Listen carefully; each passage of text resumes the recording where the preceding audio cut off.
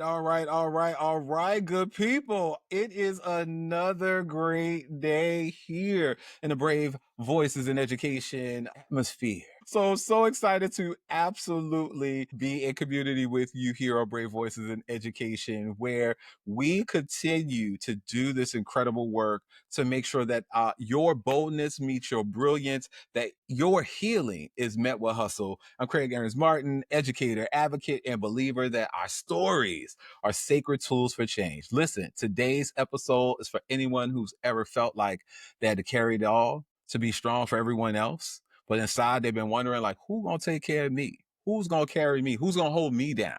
That feeling can feel like a barrier. It can feel isolating. It can actually wear us down. But today we're going to break through it together. Just hold on to that cup of courage you got. And we are just going to dare bravely into this conversation, because braving isn't about being invincible. It's about being real, even when the world itself wants you to be bulletproof. But to help us to usher ourselves into braving even more is someone I'm absolutely excited about. So today's Brave Voices is a man whose life reads like a blueprint for building movements, not just careers. Coach Justice Roe Williams is a founder, a disruptor, a builder, and a poet. Someone who doesn't just lead by example, but redefines what leadership can look like. He is the founder of Leaders of the New School, a network, a philosophy, and a full-on call to action for the next generation of transformational leaders. A certified personal trainer, head coach at Kettlebell Justice, founder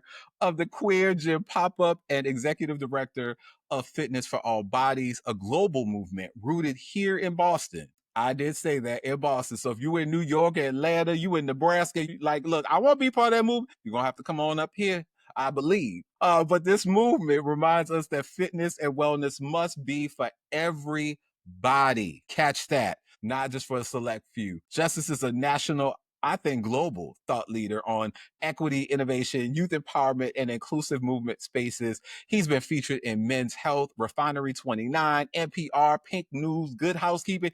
Good. We got to talk about Good Housekeeping, because I'm just learning about this right now. And more, bringing visibility to work that too often goes unseen but changes lives in every single day. His upcoming anthology, Deconstructing the Fitness Industrial Complex: How to Resist, Disrupt, and Reclaim What It Means to Be Fit in American Culture, drops. Or maybe it's already dropped. So, I'm going to close out with this. Justice is a proud father, a relentless community advocate, a fierce challenger of toxic masculinity and white supremacy, and a living example that leading with heart, vision, and truth is the real revolution. Justice, welcome to Brave Voices. How's your heart today? Thank you.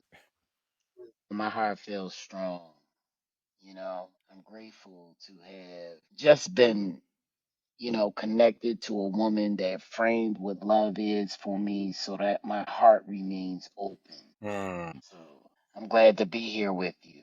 I just came back from Texas, the Black Trans Advocacy Conference. There doing some healing work, doing some facilitation, talking about patriarchal masculinity, really guiding folks into what does it look like to be connected across Mhm. the nation and to Yeah. support each other as a larger Black trans community, because we live on the margins. And as we all see right now, they're trying to erase us all, not just trans people, but Black people, immigrants, women, queer people, you know. Yeah. I am curious for you with what you are seeing today. As been in community with you a bit for your conversations in Texas, and a place that has definitely been in a lot of conversations about anti DEI, anti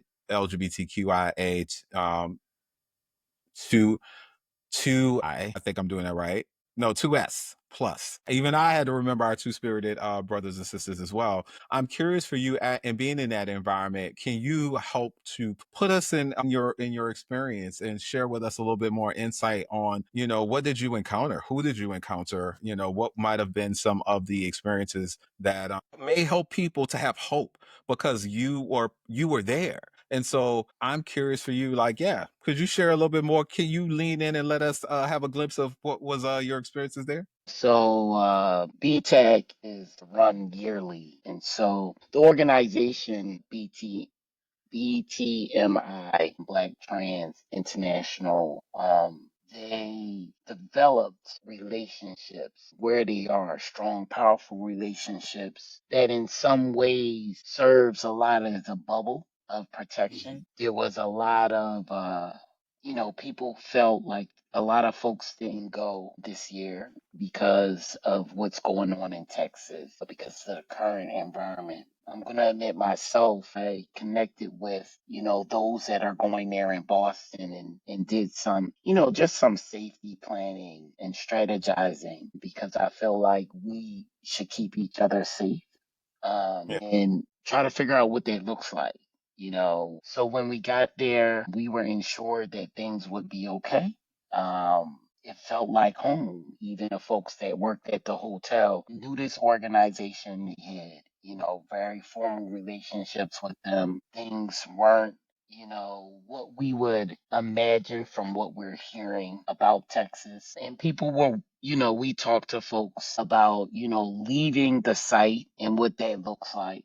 Right. So generally, folks left the site in numbers as groups, not as individuals, right? Just to be safe.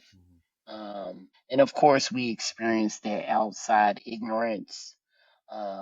We had our small healing circles around that and conversations around that because it's always about, looking at ourselves as a larger community and how we can be responsible for our own safety and think about ways to navigate this construct the best we can. And so that worked. I feel like having the courage to move beyond what mainstream media is and trust in our community that they have us, Mhm. um Yeah. and believe in that because it was a powerful space to be a part of. And I'm still going to hold that space. You know how we go to those really powerful conferences, make connections, see images of ourselves and who we are, right, across the globe. And then we go home and it's just everyday work, right? You're back in your own community building it, a different type of moving, and you miss those connections because in so many ways it wasn't about giving. It's intergenerational at these conferences. So I'm connecting with my elders, right? And I'm receiving so much wisdom. And we're talking about, we're navigating in ways where we're sharing our experiences across generation and acknowledging what is similar in the construct of being erased as trans individuals and what looks so much different, and how we could use those differences like media to be connected and not lose each other, right? It's always so daunting and sad the last day of a very powerful community experience. Thank you for sharing that. I'm not sure people have, if you're not part of the community, it's hard to reconcile that folks would need to move in groups from a place of safety. People may not be aware of the reality that this is someone's son or this is someone's daughter, or this is someone's child that deserves to be and exist and feel liberated, and being part of the community, even if you don't understand their experience. And for those who are just meeting you for the first time via this conversation, could you share a little bit more context on what has it meant to become Justice Williams today? So How did you today, arrive to at being who me, you are today? oh, how did I arrive? Oh, that's a long story. I don't think you Yes. had time for that. Yo, Craig, you only Well, gave us what, I think that 30 it's minutes? I think it's a noteworthy story. We got a little time. I'm writing a book about it. We gonna share it in the book. Okay. So Okay. I'm Give us not the from headlines. Give us the headlines. Boston. I'm from Atlantic City, New Jersey. I'm Mhm. gonna give some headlines. I'm from Atlantic City, New Jersey, which is very different in Boston, Massachusetts. I grew up in New Jersey. I went to college at Rutgers, the state university. Lived in New Brunswick for a while and was able to find my voice there. When I lived in Atlantic City, I did go to Philly and I did do a lot of political prisoner stuff with the Move organization. I don't know if folks know about Move. They are a radical revolutionary activist organization for Black lives around the 70s.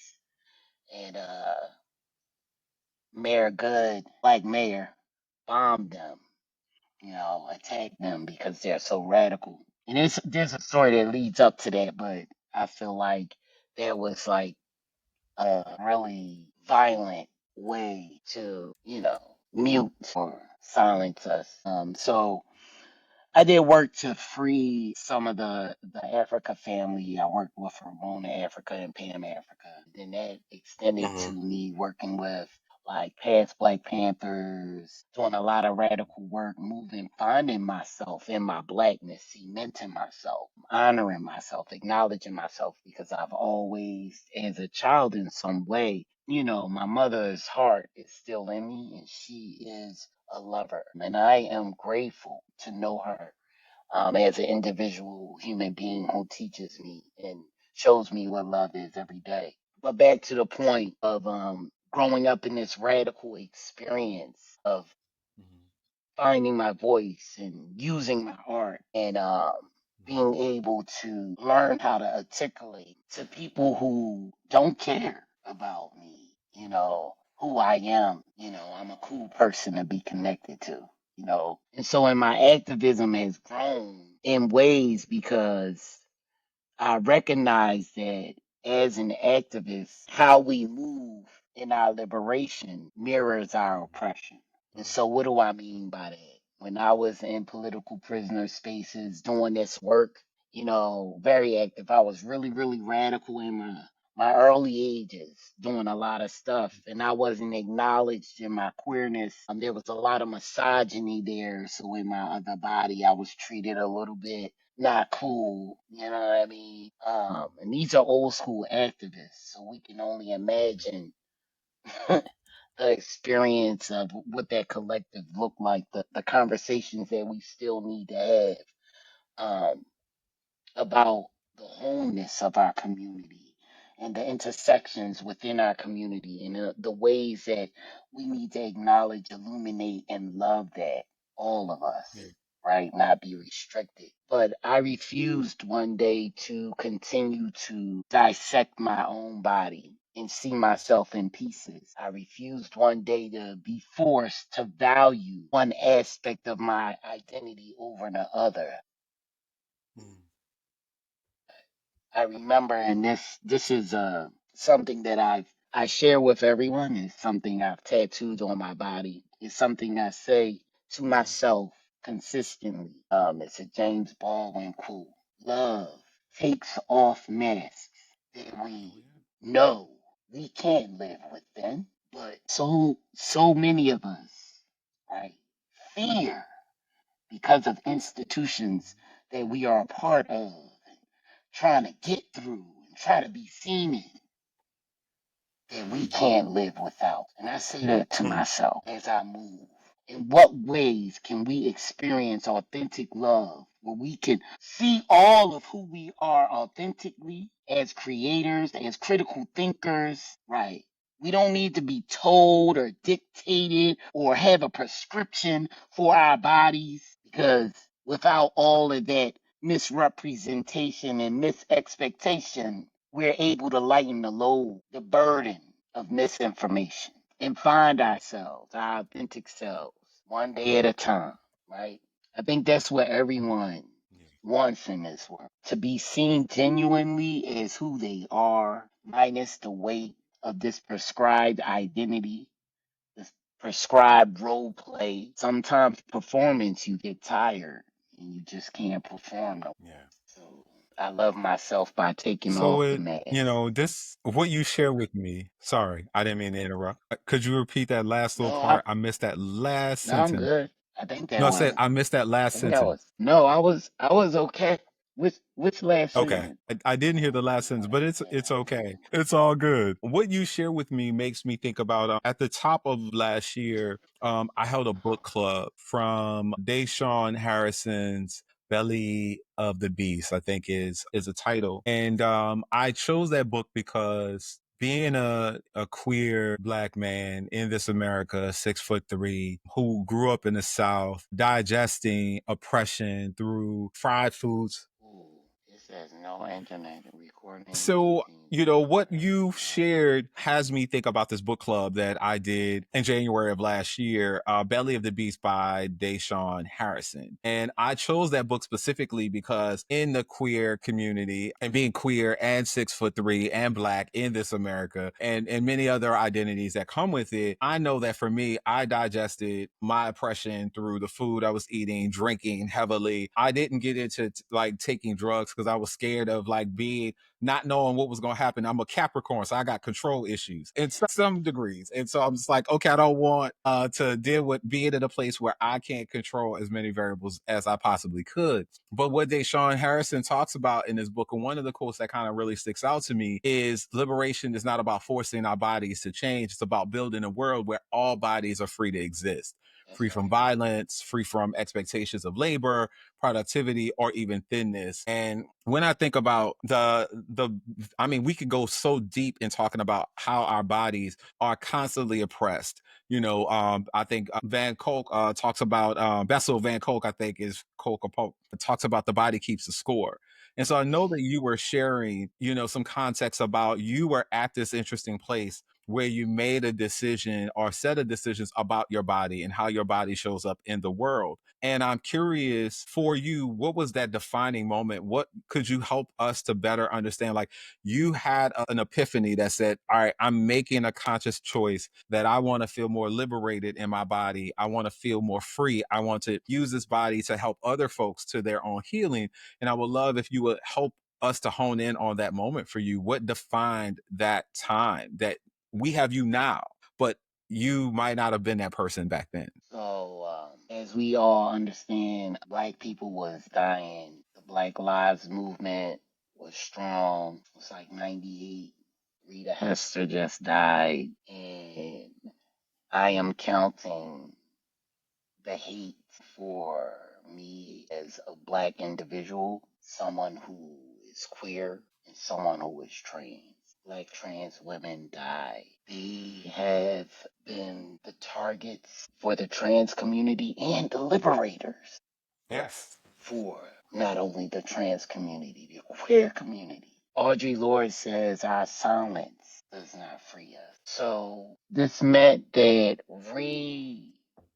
writing the experiences that were misinformed in my life and how I conformed to that misinformation, how I remained silent, how I allowed my mentor to use my bodies to emasculate brothers because I always lifted weights and I lifted the heaviest weight, right? So I said I gotta share my personal experience authentically in this world so that trans people are seen, so that trans women aren't targets. Yeah. They're part of a larger community Yes. of transness, queerness, deeply rooted in blackness. Mm-hmm. So I came out as trans, not in fear, and the complexity of liberation can't look like our oppression. Mm. I can't continue to hold this weight. It needed to be lifted, and I can't not fight Mhm. for those who continually fight for our existence in this world. So I did something I believe that changed not only the culture here in Massachusetts for transgender people, but it started organizations. And I think one of the most important things that I think it's done is it helped all of it put the puzzle together Mm. in my own advocacy, in my own fight for justice. I was able to get the political prisoners to talk to the trans folk, to talk to the youth workers, to talk to the queer people, to talk to the Puerto Rican political prisoners. I brought everyone together in the name of misinformation. It was called the Truth Rally. And it was sparked by the death of Rita Hester in 98. This Truth Rally was so impactful because you're bringing folks not only from different identities, but from different neighborhoods. Boston's so very segregated, and especially in the 90s, it was very challenging. It was very different for me, coming up here. Yeah. And so I felt ever since that, hey, I'm not going to lie to nobody about who I am. Yeah. I'm not going to silence myself. I'm going to always be that bridge called my back. Since I lift weights, my back is pretty strong. You know what I mean? And I don't mean the weights of like the gym. I mean the weights of my experience in this world and value that my experience helps you to understand how to connect and engage authentically inside your own body with your own difference. Yes. And that allows you to create more genuine connections across difference and others. So that was the shift for me. Very powerful. Very powerful. Rita Hester. Can you, for those who may not be aware, could you share a little bit more context on who Rita Hester was? Share a little bit more about her light in the world? Rita Hester is a beautiful black trans woman. When I came here, I'm going to be honest, I never got to meet her. It was because of her that I was able to build with the trans community in Boston, find and see that trans people are not just white. And she gave me my voice. She gave me my voice and she helped me to be all of who I am. So she's a trans woman who has died violently. Her life was taken. What is quite unfortunate because it shares about how challenging institutions are in illuminating our visibility and acknowledging us. Her killer has still not been caught, and so it puts black trans folks in Boston in the community. What is our value here? Is our sisters safe here? Rita's not the only black trans woman that's died, in Massachusetts, right? And so how are we in a city of belonging, right, carving out and holding businesses, education, right, holding all of these institutions, governance, accountable, right, to the policies and the language that we use to who we say we are, when we still feel the hate walking down the street, right? Yeah. Complex. Absolutely. Absolutely. Well, we hope that Rita's energy, tenacity, very glamorous, statuesque. I think Rita was probably, close to my height from what I saw in some of the documentaries. I didn't have the honor and pleasure of meeting Rita in my journey because I arrived here in 2005. I started coming to Boston in 2000, but I started to live here. And I am here because of the Ritas of our world. That's right. And it is never lost on me that the Stonewall movement, the civil rights movement, many movements in the United States and globally have been started by queer and trans folks. That's right. And it's for those who may not know, like, do your deep history, do like Yes. Thank you. really learn and discern that for queer and trans folks, we've always wanted what was best for everyone. But we always knew that we were going to have to sacrifice ourselves, in order for the world to move differently or better. We Yes. understood and understand that, our thriving is at times conditional. Yes. And it is not lost on me that Rita and others have to do this laborious work and not always gain the adoration, the recognition, just the privilege to be in their bodies, in their spirits, and know that they're safe in whatever community they occupy. And I'm That's right. appreciative that you have been such a huge and pivotal leader in our community, and in multiple communities, to remind us and also to provide us with tools of healing to move forward. One of the leaders I've been learning from. Honestly, I was at a very bad point in my life. I had made a decision. I just broken up with an ex of like 4, almost 5 years. Someone who had become a figure in my professional life, which was different for me, to actually have somebody who I am, dating be present. And I also found that my white counterparts being and working in Boston as a school leader could find themselves liberated and free and accepted without consequence. But my queerness was a threat. And it was because for the communities I occupy and reside in and led in and taught in, even though my first love is to make sure young people thrive in those spaces where I teach and where I lead, that they are given all the tools and insights so they can be global citizens. For some folks, the only thing that they wanted to spend their time on was my gender identity, how I showed up,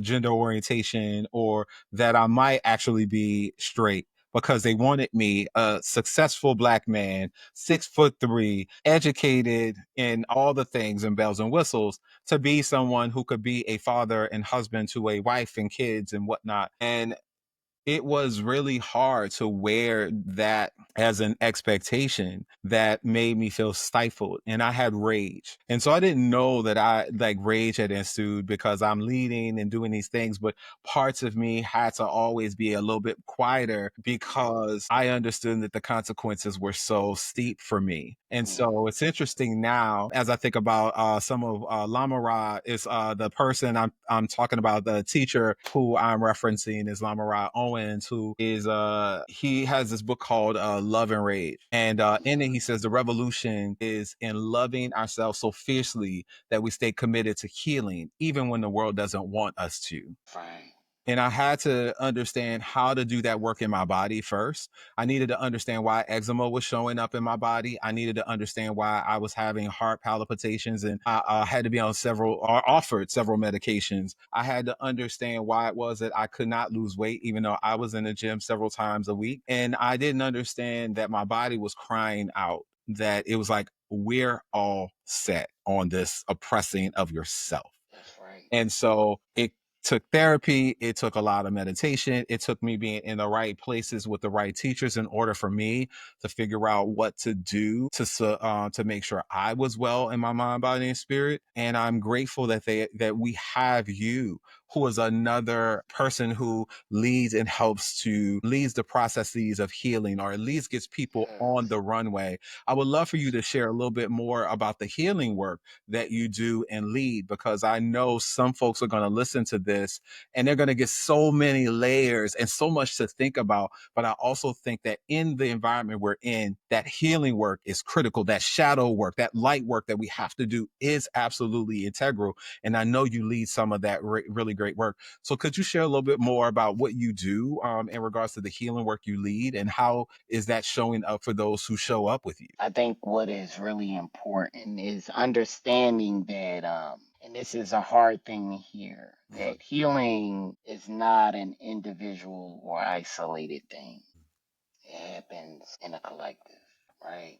You really can't heal by yourself. So, and we've internalized from a Western ideology, from a whiteness standpoint, that we should isolate ourselves when healing, or know that it looks a certain way.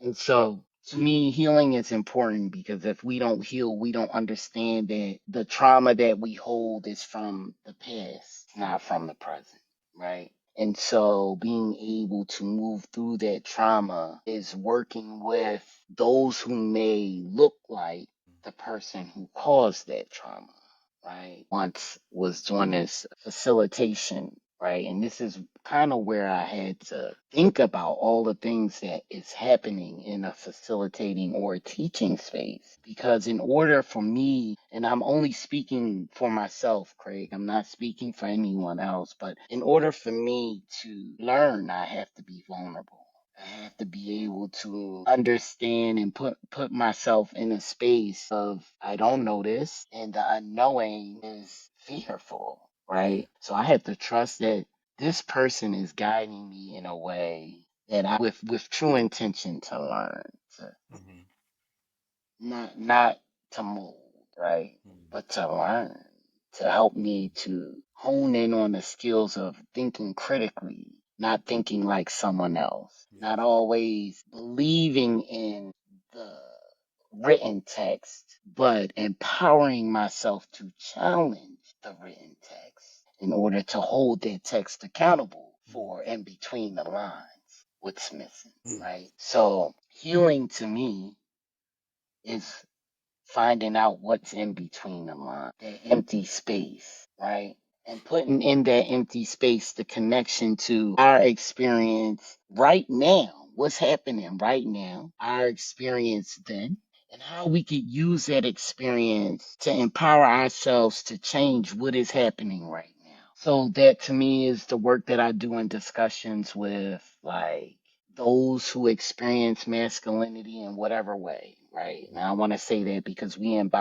all embody masculinity, and we've all been informed about what that should look like in our bodies and the behaviors that we are rewarded for, Mm. right? Yeah. We continue to do in our bodies, and how that distances us not only from relationships of care, but truly being our own authentic self, no matter gender identity, right?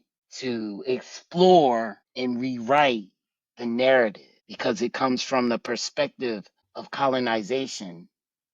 Therefore, we internalize a colonized mind. I want to decolonize us, give us the ability to see the richness of the earth, the richness of history, and how when, I think something so complex can be so simple, and then thinking about ways that we can engage in responsibility, in what ways are we conforming to the indigenous being continually displaced and not acknowledged for this land that we're on, right? I'm paying rent to somebody and somebody that stole something from somebody, Mhm. and now we all paying rent to them, right? Like what communities that are so distant from us that we don't see that we should be reaching out to. We should be looking at, like, for example, looking at TV. Okay, there's Indians. Is that what Indians really are? Mhm. Let me seek that out. What does that look like? And then it blows your mind. No, that's not what Indians really are, right? And then you begin to see the complexity of how you're bombarded with misinformation and you have the ability to not believe it, Mhm. right? Right. And that changes our relationship. So healing is that space in between, Mm. right? Yeah. I don't know if that made sense, but I believe it does. What it tells me is you have to do a lot of work to understand the things that are absolutely present for you that you can see and grasp because they tangibly show up like, oh, I got upset and this is how I show upset, or I felt shut down by someone and this is how I react. But what we may not do, and I think some of it is because, I was talking to someone else about no, my parents weren't, I love my parents and I understand that they were my first teachers, but they didn't have the tools that we have now in order to be able to excavate, as you said, someone else's oppression, someone else's projection, or something else that was in our bloodline that we are now owning. And we may not have language for, we may not understand how it's surfacing for us. And what I'm hearing you say is that when you get upset or when you feel this feeling or anxious or you are reliving a trauma and you're reacting in that trauma versus, like, whoa, I didn't even know I was in this place at this time in this body. And I'm now seeing myself and seeing how people are reacting to me. And I'm not understanding what that is. I've had so many young people who have been in class, like, been upset, said all kinds of things to teachers and adults. And then I'm like, I just need you to sit. I just need you to sit right here. I'm going to give you a 5-minute timer. I'm going to let you just process Yes, what has happened. fair You might enough. need more time, and you have the ability to flip the timer around and add more time as you need it. But you understand that we're going to talk about it. And what I found is that kids are like, I don't even know why I acted out like that. And then it's like, well, let's do some unpacking. And so if it's like, well, I had that argument with my grandmother, my aunt, my mom, my dad before I left, and I didn't know it was living with me as I went through. Or I saw this thing I shouldn't have seen, and that's coming with me. Or Yes. I don't feel like I'm right in my body. I know something's not right. I can't put Yes. my name on it. I can't really grasp it, but something is not right. And until I understand what this thing is, I'm going to just act out. And I think that where we have a hard time, and I'm speaking of like I'm a 40-plus-year-old soul who is still doing therapy to support the 10-year-old, the 21-year-old, the 33-year-old Craig, is until somebody modeled the tools I needed to actually work through trauma, That's work right. through anger, work through frustration, how to censor my breathing and understand that I, one, am enough. Two, I have the tools in order to navigate and manage this. And if I don't, I know I can get help. But I have to be brave enough to step outside of myself in order to do that. And so that when you talk about that in between, I also think that people who really want to do the healing work, because there are people who are like, I see, but I'm too scared to go down that road because I don't know what I'm gonna find. Though for those who are willing to be brave enough to go into that work, then at least when you hear like my mother was X, like my mother was she was a sexual assault victim or a sexual assault survivor, and I didn't understand that my behaviors or what I was grasping now is why I'm acting out in these ways when I meet different people who I'm engaged with. Yeah. Or I am understanding now that my father literally just told me this when my brother was hospitalized, that every man, all of his brothers have a pacemaker. And I'm like, we're in a hospital. My brother has just died 2 times on the operating room. And now I'm understanding that there is a history of heart disease beyond Yeah. my awareness that now I also have to be aware is in my bloodline. So what else is in my bloodline that I may or may not know about that I also have to still do work on? And where do I go to get the help? And so when you speak of it, like it resonates a lot for me, but I think it's also about giving people language to understand what that gray area or what that in between could mean for them and where they can start. So if you are speaking to someone today who is at that in between space, they are at a place of crossroads. They're trying to figure it out, but they may take today's conversation to dare greatly and actually invest a little bit into something that will make their lives a little bit better. They may dare greatly, just one more smidge. What would you offer to that person who is standing at the crossroads, whether or not youth or adult, who is listening to you? What would you want them to actually take away from your story today? I think when we think about healing, we feel as though it has to look a certain way, like participation Mm-hmm. in your own healing looks a certain way. Maybe it has to look like journaling, or it has to look like meditation. It has to look like, going out in nature and hugging trees, right? Yeah. Sometimes healing is just standing still. And I feel like there is no judgment in the way we heal, right? Even if you feel like you have to do it by yourself, right? There is no judgment.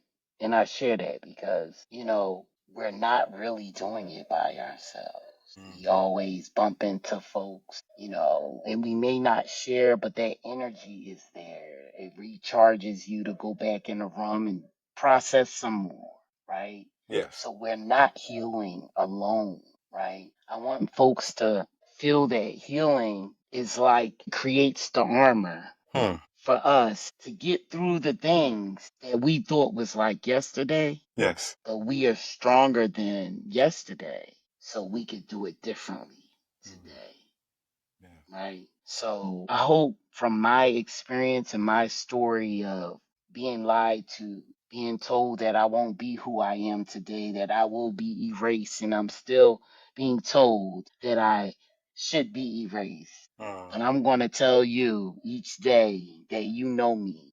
Yeah. I am black. Mm. I am trans. Yeah. I am strong. I am a lover. You know what I mean? And I am a fighter, and I refuse to let anyone take that away from me now that I know who I am. Love takes off masks. And I'm going to continually have the courage to be in spaces to help others see how powerful it is to take theirs off too. Thank you. Thank you for what you do. Thank you for who you are and just how you continue to show up for us. This is why I'm deeply honored that you joined me for this conversation, and I'm hopeful that we'll have many more. But before we log off, how can folks stay connected to you, follow your journey, or support your work? So pick up the book. I always say pick up the book because then you can think critically about what is shared in that book.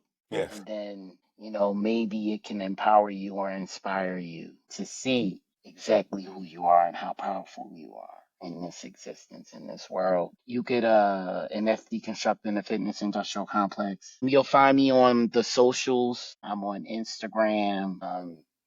As Justice Rowe if you want to see my consulting work because I do consulting as well. I do DEI consulting. I guess we can't call it that these days. You know what I'm saying? But, I find that I'm good at being in spaces where the unusual suspects have to have a conversation about what it looks like to work together, Yeah. and I'm able to move people in the direction of collaborative,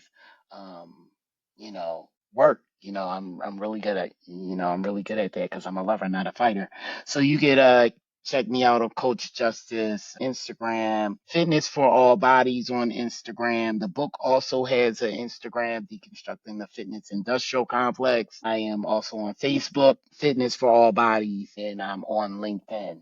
Justice Williams. I'm the one with I know you see I have dreadlocks, but my picture is, a nice tight cut. So I may look different, but it's still me. Okay. We'll take it. We'll take it Okay, all. cool, cool, cool. Good. Well, thank you, Coach Justice Roe Williams.